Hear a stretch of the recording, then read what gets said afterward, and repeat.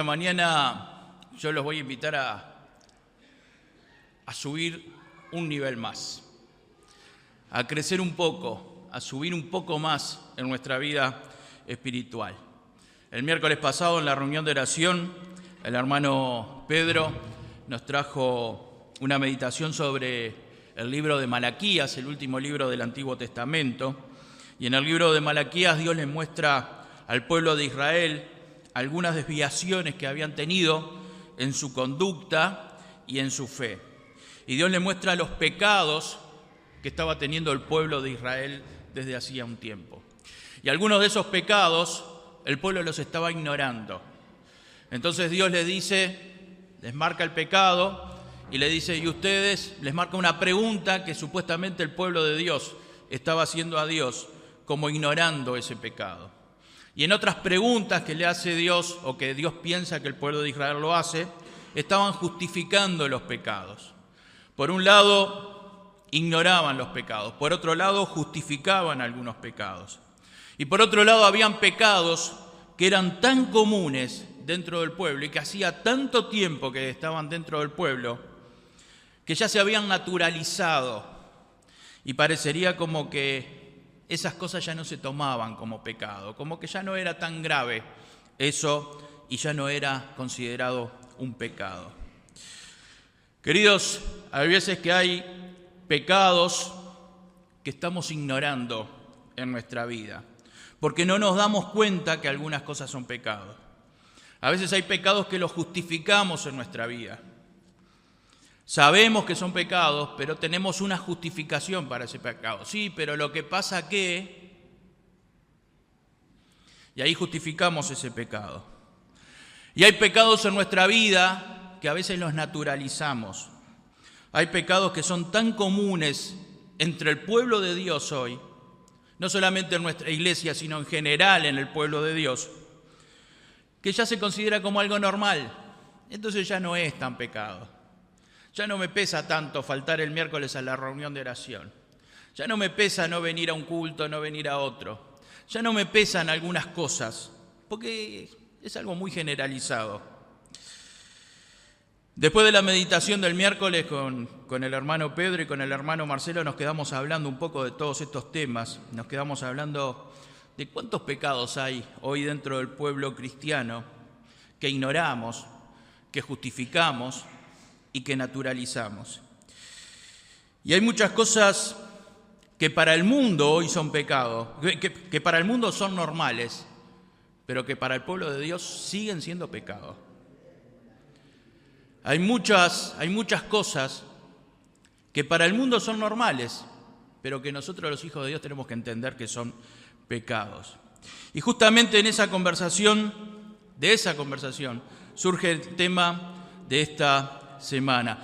Porque una de las responsabilidades que tiene la iglesia es ser luz. La iglesia tiene que ser luz. Y ser luz justamente es iluminar cuando hay oscuridad. Y cuando uno es luz, se empieza a ver lo que no se veía. Se empieza a notar lo que no se notaba. Y es necesario que la iglesia pueda ser luz. Como iglesia tenemos la responsabilidad de ser luz. Tenemos que mostrar lo que se está ignorando y que es pecado, para que se deje de ignorar, para que se puedan dar cuenta las personas de aquellas cosas que son pecado. Tenemos que mostrar aquellas cosas que se están justificando y que no las podemos justificar como hijos de Dios. Y nosotros tenemos que hacer lo que sea necesario para que las personas vengan a Dios, para que reconozcan su pecado, para que confiesen sus pecados delante de Dios, para que comiencen una nueva vida en Cristo y se alejen justamente del pecado. Y sobre este tema, en la Biblia, hay una palabra que a algunos cristianos le tienen miedo. Hay una palabra que a algunos cristianos les molesta, pero que es una carga para la iglesia, que tiene que ser una carga para cada cristiano. Y es la palabra, ¿cuál es la palabra? Santidad. Santidad. Es una palabra que los cristianos a veces casi ni nombramos. Porque la santidad implica renunciar al pecado. Para vivir con Cristo hay que renunciar al pecado. Y renunciar a algo siempre es doloroso. Y como no queremos que nadie se sienta dolorido, mejor no hablamos de la santidad, para que nadie se sienta dolorido.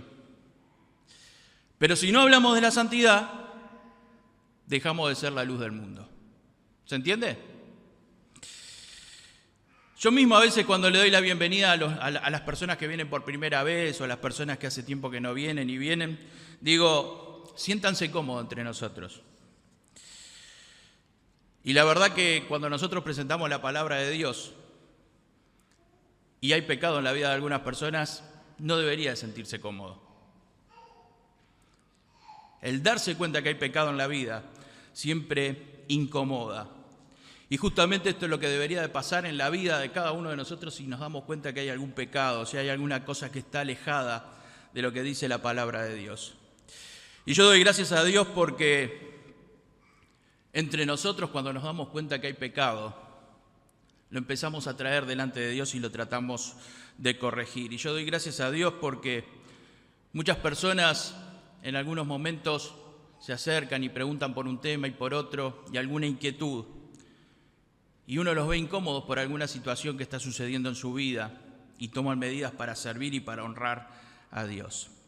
Hoy vamos a hablar entonces de ser santos, porque los hijos de Dios tenemos que ser santos. Y santo no significa santito, esto siempre lo aclaro. Ser santo no significa ser santito. Ser santo significa ser apartado para Dios, ser consagrado para Dios.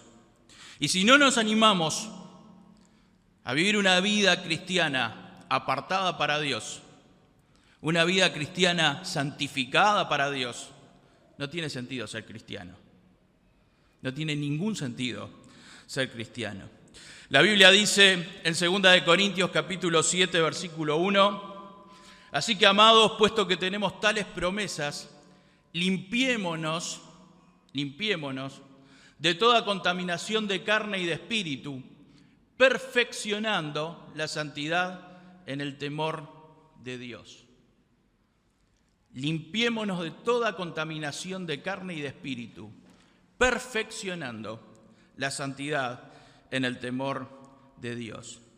El apóstol Pedro también escribió sobre el tema de la santidad. En 1 Pedro capítulo 1, versículo 13 dice, por eso dispónganse para actuar con inteligencia, tengan dominio propio, pongan su esperanza completamente en la gracia que se les dará cuando se revele Jesucristo.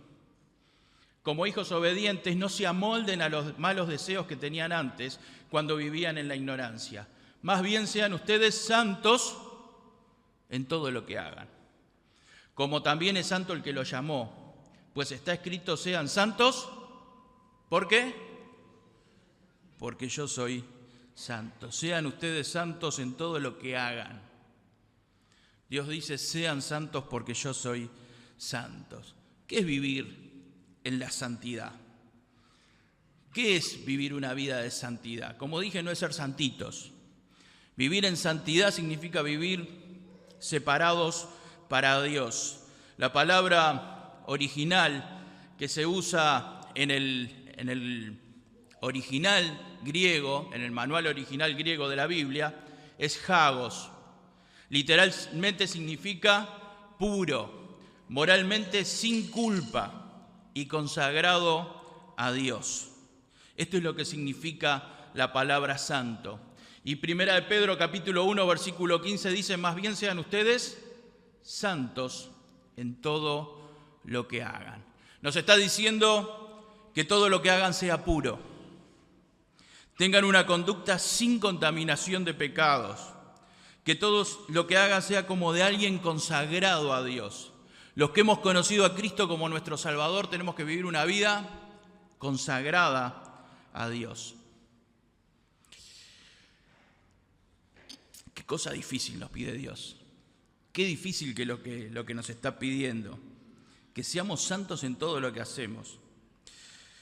Quizás si lo miramos así, es cierto, es una exigencia muy dura la que nos hace el Señor. Pero después que nos dice que seamos santos, nos dice por qué debemos que ser santos. Nos dice, como también es santo el que lo llamó. Pues está escrito, sean santos porque yo soy santos. Dios, quien nos llamó y quien nos da el perdón de nuestros pecados, es santo. Por eso es necesario que nosotros seamos santos. Queridos, la santidad es la única forma de vida que puede tener un hijo de Dios. No puede haber otra forma de vida para un hijo de Dios. No se puede ser más o menos santo. No se puede ser más o menos consagrado a Dios. No hay una alternativa a la santidad para la vida del cristiano. No podemos elegir entre ser santos y ser medianamente santos, o en algunas cosas ser santos y en otras no. Sean santos porque yo soy santos. La santidad abarca nuestra conducta, nuestros pensamientos, nuestras intenciones. Miren, algunos confunden santidad con religión. Entonces piensan que la santidad es cumplir ciertos ritos. Entonces piensan que cumpliendo ciertos ritos van a ser santos delante de Dios. Y Jesús enseñó sobre los ritos. Y Jesús enseñó sobre estas cosas. Cuando tu fe se basa en ritos, para agradar a Dios vas a tener que agregar más ritos en tu vida. Y cada cosa que haces, si te das cuenta que está mal, vas a tener que agregar otro rito. Y era así que los fariseos en la época de Jesús tenían cientos de cosas que tenían que hacer para agradar a Dios. Y a la palabra de Dios le habían agregado cientos de ritos, cientos de rituales que hacían. Y, por ejemplo, algunos de esos rituales de los cuales nos habla la Biblia es que se tenían que lavar las manos antes de comer, no por una cuestión de salubridad, sino por un tema espiritual. El día de reposo no podían caminar más de tantos pasos. Contaban los pasos que caminaban y más de tantos pasos no se puede caminar. El día de reposo, si encontraban alguna persona herida, alguna persona que había tenido alguna situación difícil, no lo tocaban, porque podía ser considerado un trabajo. Y tenían todo ese tipo de rituales que agregaban a lo que decía la palabra de Dios. Y Jesús enseñó sobre la ridiculez de algunos ritos que tenían los religiosos en su época. Y en Mateo capítulo 23, del 16 al 28, podemos ver todo lo que Jesús dice sobre esos ritos. Queridos, no es lo mismo santidad que religión. Los ritos sirven para que los demás nos vean como personas buenas, para que los demás nos vean como santitos, de alguna manera. Los ritos sirven para mostrar una forma religiosa delante de los demás, pero delante de Dios no tienen ningún valor. La santidad implica reconocer los pecados y apartarse de ellos. La santidad implica reconocer los pecados y apartarse de ellos. Sin apartarse de los pecados no hay santidad. Miren, Jesús estuvo presente cuando iban a apedrear a una mujer que había sido encontrada en adulterio. No sé si se acuerdan ese momento. Algunas personas habían traído a una mujer que había sido encontrada en adulterio, entonces se la traen a Jesús y le dicen, bueno, ¿qué tenemos que hacer con esta mujer? Fue encontrada en el acto mismo del adulterio. La ley de Moisés dice que la tenemos que apedrear. ¿Vos qué decís, Jesús? Dice Juan capítulo 8, versículo 5, Moisés nos mandó que a tales mujeres las apedreáramos. ¿Tú qué dices? Y Jesús no les contestó nada, y como insistieron en preguntarle, Jesús se enderezó y les dijo, el que de vosotros esté sin pecado sea el primero en arrojar la piedra contra ella. Dice la Biblia que empezaron entonces cada uno a mirar su propia vida y empezaron a dejar las piedras y a irse. Y se empezaron a ir, dice que empezaron a irse primero los mayores y después los más jóvenes. Entonces Jesús le dijo a la mujer, ¿qué pasó con los que te acusaban? No veo a nadie. ¿Qué pasó con las personas que te querían apedrear? ¿Dónde están los que te acusaban? ¿Ninguno te condenó? Y ella dijo, ninguno, Señor. Entonces Jesús le dijo: ni yo te condeno, vete y no peques más. Si la historia terminara acá sería fenómeno, sería bárbaro, porque nuestros pecados son perdonados y no habría nada más que hacer. Ahora yo les pregunto a ustedes, ¿cuál es la parte más importante de esta historia? ¿Nadie te condenó o vete y no peques más? ¿Cuál es la parte fundamental de esta historia? ¿Nadie te condenó o a partir de ahora vete y no peques más? Si vos pensás que la parte más importante de la historia es nadie te condenó, está bien, pero está incompleto. No vas a llegar a la santidad. La santidad es la segunda parte. Vete y no peques más. No dudo que es muy importante aprender que no la pudieron apedrear, porque su conciencia los acusaba. Pero lo más importante es que a partir de ese momento Jesús le dice a la mujer: tenés que vivir en santidad, tenés que sacar este pecado de tu vida. Vete y no peques más. Jesús le dio luz sobre su pecado a esta mujer. Jesús le mostró que lo más importante es vete y no peques más. Queridos, Jesús en su ministerio en la tierra se encontró con endemoniados, se encontró con prostitutas, se encontró con adúlteros, con adúlteras, se encontró con ladrones, se encontró con asesinos, se encontró con cobradores de impuestos abusivos, personas que eran muy egoístas, personas que eran codiciosas, se encontró con todo tipo de pecadores.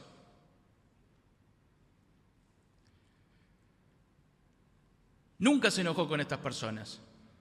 Siempre los recibió, siempre los escuchó. Nunca se enojó con este tipo de personas. Siempre puso a su disposición el perdón. Siempre puso a su disposición el perdón de sus pecados. Ahora siempre terminó diciendo: vete y no peques más. Jesús recibe a todas las personas. Nosotros como iglesia recibimos a todas las personas. Pero tenemos que enseñar la santidad. Y es necesario enseñar la santidad. Miren, con los únicos que se enojó Jesús a lo largo de sus 3 años de ministerio fue con las personas que tenían apariencia de ser buenos, pero tenían una mentalidad totalmente alejada de Dios. Fue con las personas que tenían una apariencia delante de los demás de ser buenas personas, pero estaban llenos de pecado en sus vidas. A esas personas que sabían que tenían pecados en sus vidas y no lo reconocían, con esas personas fue con las que se enojó Jesús. Los que no estuvieron dispuestos a cambiar el rumbo de sus vidas, fue con los que se enojó Jesús.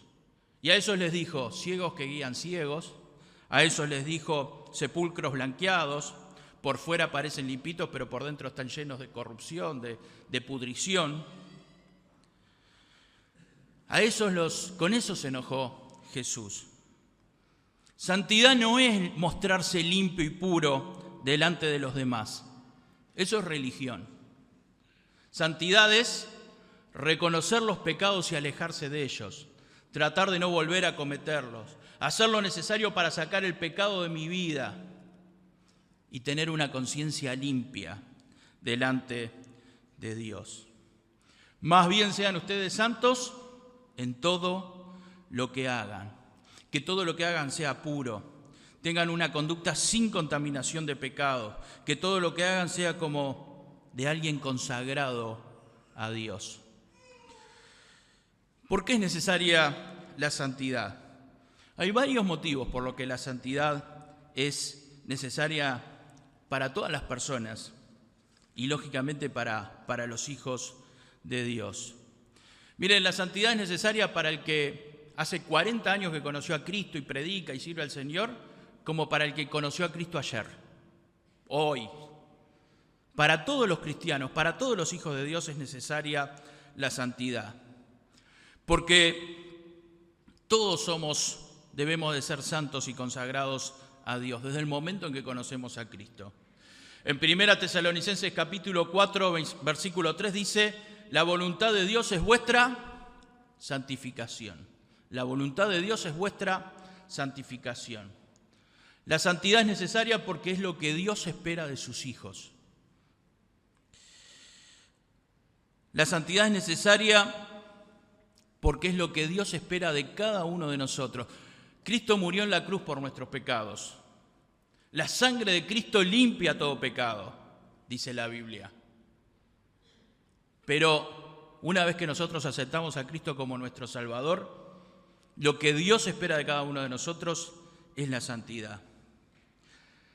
La santidad es necesaria también porque algunas de las cosas malas que nos pasan son consecuencia de nuestros propios pecados. No todas las pruebas son consecuencia de nuestros pecados, pero algunas de las pruebas que nos tocan vivir son consecuencias de los pecados. Por eso Jesús, después que se encontró con el paralítico de Betesda, dice que después que se fue de allí fue al templo y se encontró con este hombre en el templo. Y dice en el versículo, Juan capítulo 5, versículo 14, después le halló Jesús en el templo y le dijo, mira, has sido sanado, pero no peques más, para que no te venga alguna cosa peor. Este hombre pasó 38 años de su vida enfermo. Jesús le está advirtiendo que no peque más porque le puede venir una enfermedad peor. Jesús lo llama a vivir una vida de santidad. Lo llama a vivir una vida de santidad. Queridos, la santidad es necesaria porque evita cosas difíciles, situaciones difíciles en nuestra vida. La santidad también es necesaria en la vida de los hijos de Dios porque la santidad trae bendición, la santidad prolongada en nuestra vida, la santidad que se da a lo largo del tiempo en nuestra vida, trae bendición. El Salmo 1, el versículo 1 dice, bienaventurado el varón que no anduvo en consejo de malos, ni estuvo en camino de pecadores, ni en silla de escarnecedores se ha sentado, sino que en la ley de Jehová está su delicia, y en su ley medita de día y de noche. Será plantado junto a corrientes de aguas, que da su fruto en su tiempo, y su hoja no cae. Y todo lo que hace, prosperará. ¿Vamos todos juntos? ¿Lo leemos todos juntos? Será como árbol plantado junto a corrientes de aguas, que da su fruto en su tiempo y su hoja no cae. Y todo lo que hace, prosperará. ¿Por qué es necesaria la santidad? Porque hay promesas de parte de Dios para el que tiene una vida en santidad, para el que tiene un tiempo prolongado en santidad. La santidad prolongada en la vida trae bendición. La santidad prolongada en la vida es como un árbol que está a la orilla de un río. Siempre va a tener vida, siempre va a tener con qué alimentarse. La santidad prolongada te regala frutos en el tiempo determinado, que da su fruto en su tiempo. En el tiempo que Dios tiene determinado va a llegar la bendición y va a ser segura esa bendición para tu vida. La santidad le da fuerza a tus hojas, sus hojas no caen. Le da fuerza a tus hojas, le da fuerza a tu vida. La santidad hace que todo lo que hagas prospere. Todo lo que hagas prospere. El cuarto motivo para la santidad está en Hebreos capítulo 12, versículo 14.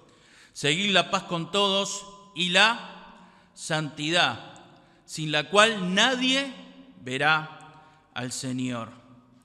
Sin santidad nadie verá al Señor. Todos los cristianos tenemos que apuntar a la santidad, todos.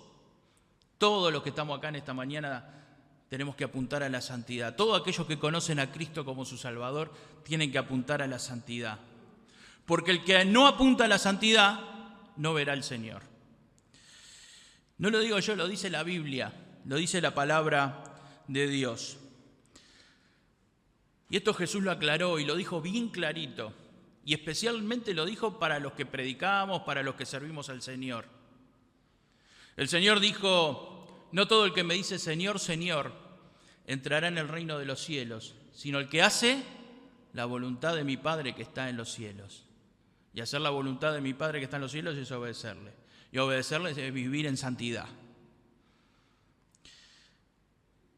No el que le dice Señor, Señor, sino el que vive en santidad. Entrarán en el reino de los cielos entonces los que le dicen Señor, Señor, y viven en santidad. Hacer la voluntad del Padre es vivir en santidad.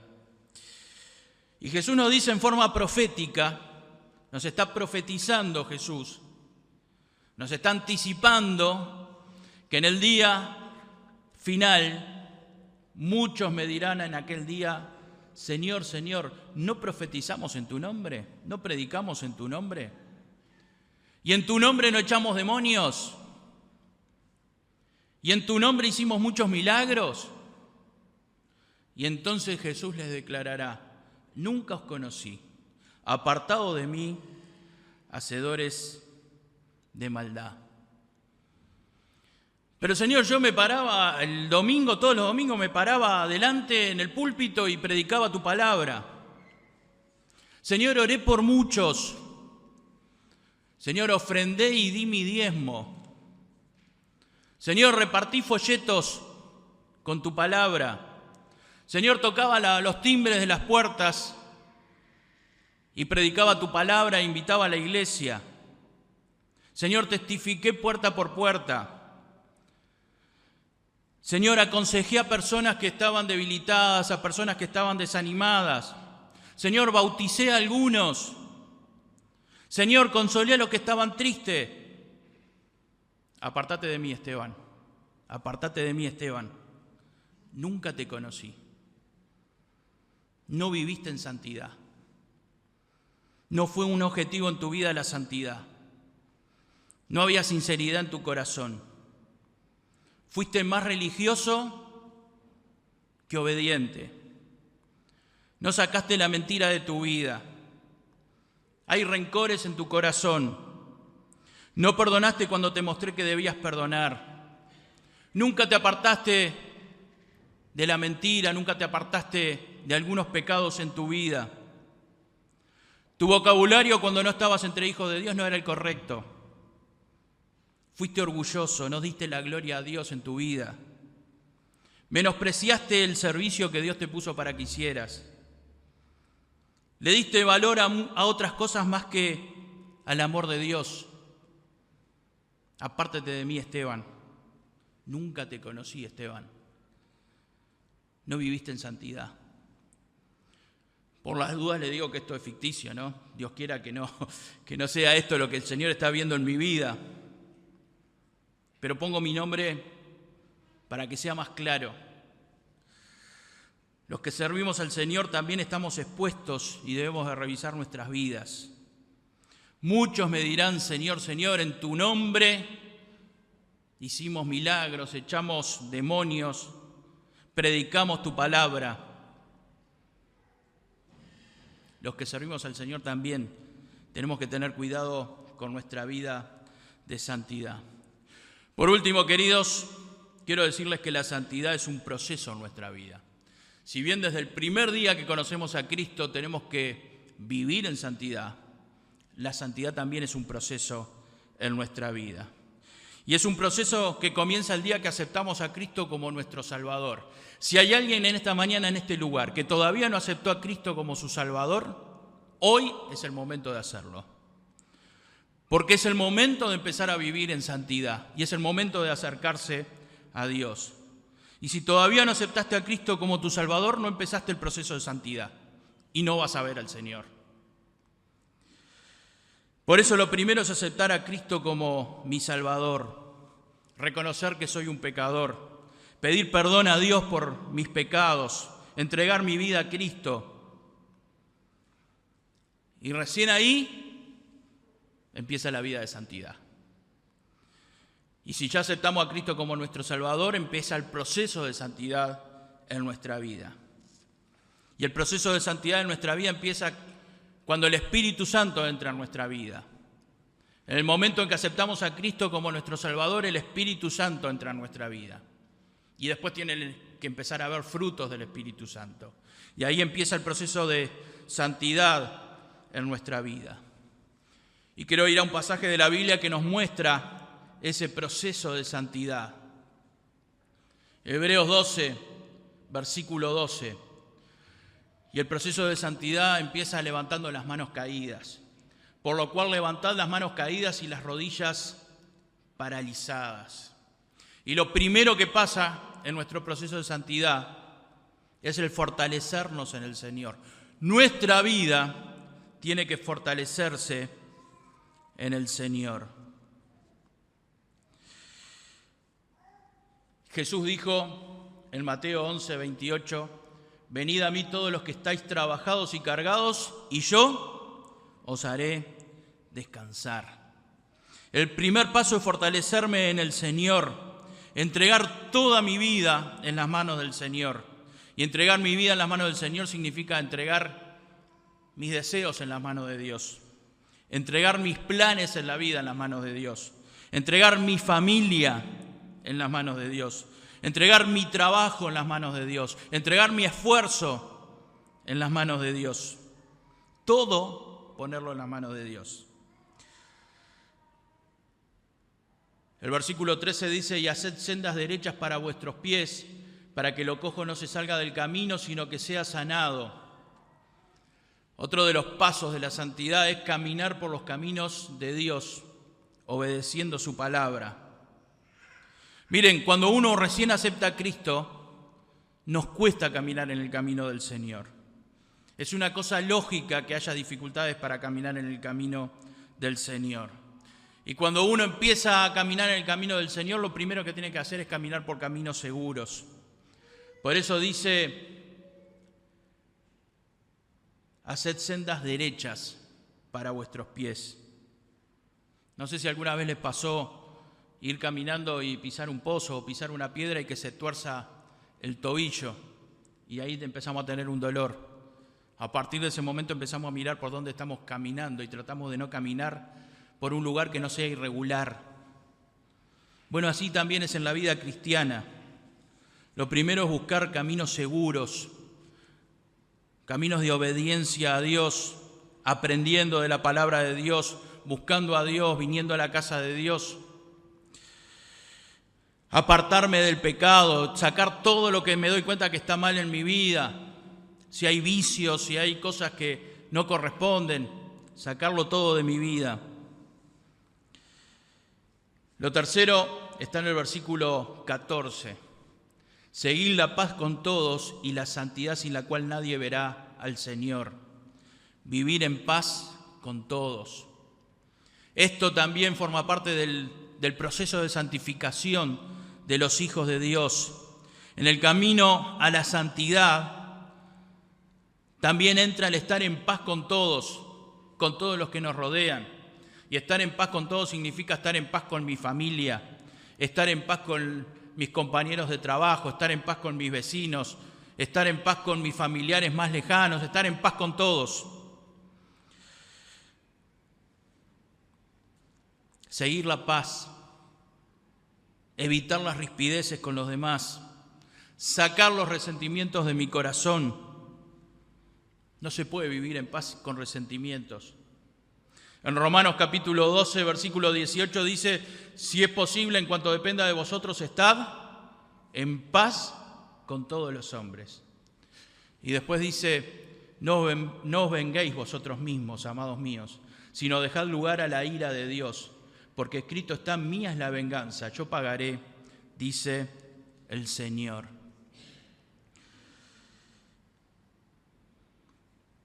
Tratemos de no enojarnos. Si nos enojamos, tratemos de que no se ponga el sol sobre nuestro enojo, como dice la Biblia. Tratemos de estar en paz con todos. Tratemos de vivir sin deseos de venganza en nuestra vida, sin rencores y sin deseos de venganza en nuestra vida. Otra de las cosas que forman parte de este camino de santidad está en el versículo siguiente, en el versículo 15. Hebreos 12:15.